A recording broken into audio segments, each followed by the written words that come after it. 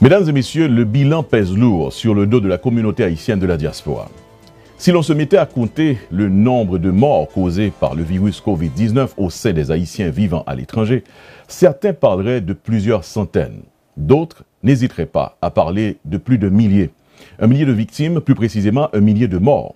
Évidemment, nous n'avons pas de démarche ni d'outils scientifiques pour avancer et vérifier de tels chiffres. Mais les cris de pleurs, les larmes abondantes versées jusqu'à présent sur les dépouilles mortelles, les cadavres abandonnés dans les morgues, la quantité de messages de deuil et de sympathie affichés sur les réseaux sociaux, les appels téléphoniques, les messages textos pour informer d'un cas de décès d'un ami ou d'un parent, l'angoisse et la douleur qui s'expriment sur les visages et même dans le son de la voix de nos compatriotes de la diaspora sont des indicateurs du bilan très lourd, marqué en rouge, dans le cœur et dans l'âme meurtrie de ces Haïtiens et Haïtiennes qui, pour une raison ou une autre, ont choisi de laisser leur pays pour venir vivre ailleurs, venir vivre dans la diaspora. La majorité de ces victimes du coronavirus auraient tellement voulu mourir chez eux. Le dernier souhait de leur cœur, c'est d'être enterrés quelque part sur leur terre natale. Hélas, le destin a voulu autrement. Mais face à ce bilan déjà trop lourd pour en parler, je me retrouve désappointé, pour ne pas dire déçu, du mépris de nos dirigeants. Pas un mot de condoléances, aucun discours de sympathie de la part du Premier ministre. Parmi plusieurs interventions qu'il a eu à faire, je ne crois pas avoir entendu aucune adresse, aucun message de réconfort de la part du président de la République lui-même envers la diaspora. Nos hommes et femmes d'État, nos députés, sénateurs de la République, ces sénateurs, députés, ces hommes d'État, ces politiciens qui aiment tellement venir rendre visite à cette diaspora, cette même diaspora, en ces périodes électorales où il faut absolument le support financier, matériel et moral de leurs frères et sœurs vivant à l'étranger, où sont-ils aujourd'hui? Où sont-ils? En ce temps où la mort a frappé à nos portes, où sont-ils? Quant au titulaire du ministère des Haïtiens vivant à l'étranger, le MAV, ce ministre, un ami d'ailleurs, que j'ai personnellement appelé au téléphone pour lui offrir l'opportunité de saluer, au moins de saluer, les Haïtiens qu'il représente au sein du gouvernement, ma démarche est restée infertile, sans succès. En dépit du fait que jusqu'à cette date où je parle et que je présente cet éditorial, plusieurs membres de la diaspora tombent encore sur le coup mortel du Covid-19. Ceci dans plusieurs villes des États-Unis, notamment New York, New Jersey, Spring Valley, la Floride aussi. En Europe, en France et surtout du côté du Canada, aujourd'hui on compte des morts dans les quartiers de Montréal-Nord, où vivent une grande majorité d'Haïtiens et qui sont très touchés, il faut dire, et très affectés par ce virus mortel, cet ennemi invisible. D'ailleurs, cette date du 20 avril dernier, journée internationale de la diaspora, aurait dû être l'occasion d'offrir au moins une journée internationale de deuil à la diaspora. Vous ne pensez pas, monsieur le ministre? Le 20 avril dernier.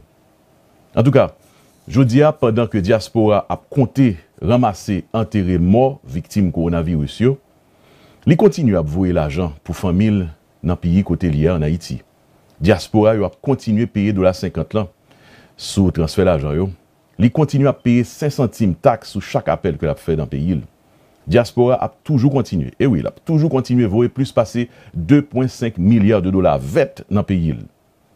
Un pays que le remet en pile. Tout ça, pendant que les pagans doivent voter, pendant que le difficile en pile pour venir faire business ou bien pour venir faire politique dans le pays, et pendant que la tombé, la mourir en bas coronavirus. C'est même diaspora ça, oui, que nous sans le mettre dehors, pour tout bon vrai. Nous mettons le dehors net la caille, parce que tout simplement, les infectés à coronavirus, nous pas même le venir même. Eh bien, je ne dis pas, malgré que il y a de l'eau dans gel, malgré que diaspora a crié sous ses cœurs familles qui mourent en bas virus là, diaspora ça prend note. Mais je dis, oui, je dis, le pape jamais oublié.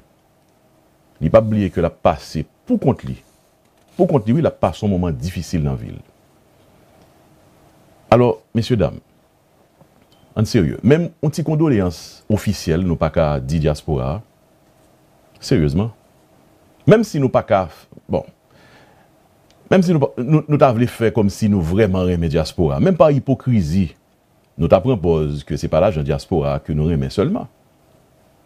Nous t'a fait comme si nous aimons diaspora tout. Nous t'a dit le condoléance, au moins. Au moins ça, nous t'avons fait. Nous pas penser ça. En tout cas, diaspora prend note. Sachez, mesdames et messieurs les responsables de ce pays, sachez, monsieur le ministre, il n'est jamais trop tard pour bien faire. Je suis Valerio Saint-Louis. Restez branchés sur les différents réseaux câblés où passent ces émissions Téléimages. Partagez, abonnez-vous à la page YouTube de Téléimages et certainement, partagez cette retransmission en live sur nos pages Facebook. Une pause. À tout à l'heure pour la suite de cette émission.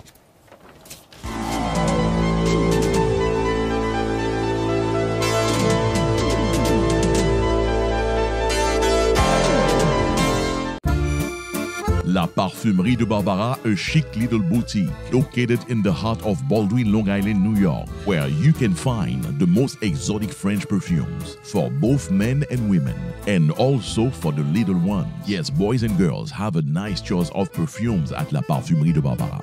Située au 1935 Grand Avenue à Baldwin, Long Island, La Parfumerie de Barbara vous apporte la ville de Paris dans toutes ces bouteilles de parfums que vous regardez. Toutes les grandes marques, les grands noms de couturiers et designers français s'y trouvent, sans oublier les produits cosmétiques de marque française. Une variété de déodorants français antitranspirants, des crèmes pour le visage et pour le corps préparées dans des laboratoires français spécialisés. Vous trouverez aussi à la Parfumerie de Barbara la fameuse poudre bourgeois pour votre visage, madame. Toutes les variétés des bien-être. Le savon français Mon Savon. Toute la gamme des produits Fenjal.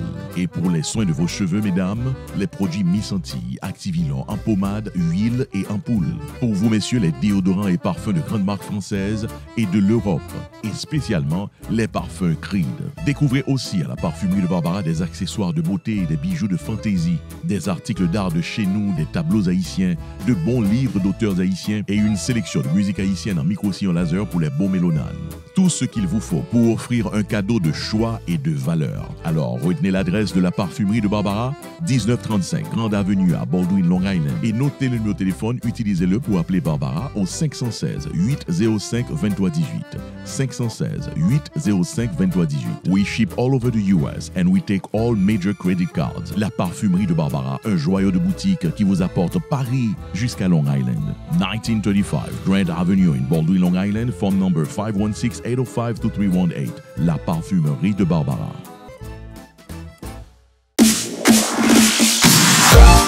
Madame Barbara, le lapédo, c'est comme si c'est propre à parce que les bails tout lui-même, les bails ponctuels dans sa lapédo.